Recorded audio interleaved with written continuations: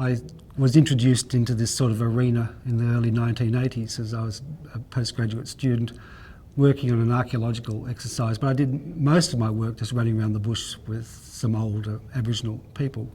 It became pretty obvious that a lot of the North Australian savannah landscape was being pretty smashed,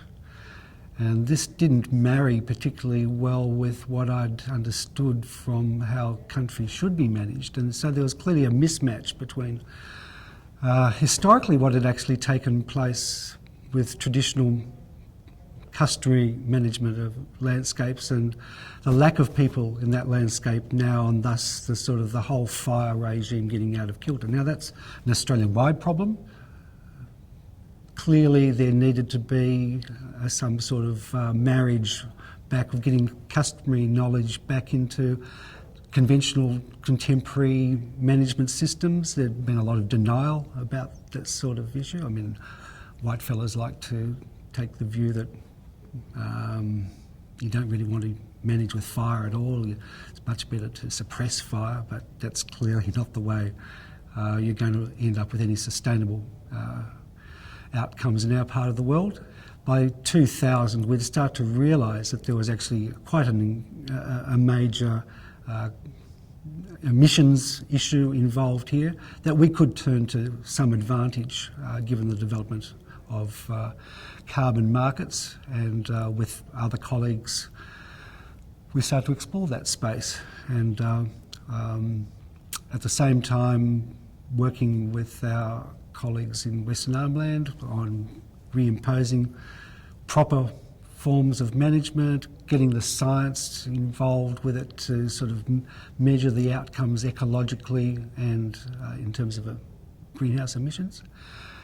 and starting to realise then the economic implications for that. We were actually trying to work through a process whereby people get benefit, not royalty, so that that benefit is actually shared. All the management activities are paid for by the delivery of the service, and there hopefully would be a profit afterwards, which is then put into some benefit account for infrastructural development, educational needs and the like. It's actually quite a different model from the mining model, which has proven pretty damaging in many places. And if you look at this Western Arnhem Fire project,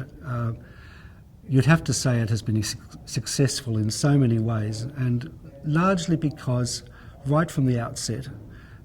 it had the full authority of the cultural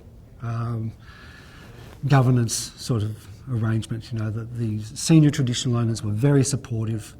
not of a carbon project, but of the needing to actually get together and develop a program which would be inclusive,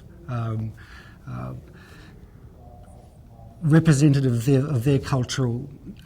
needs, but knowing that it had to become sustainable in the longer term, because their whole experience in the past has been with very short-term government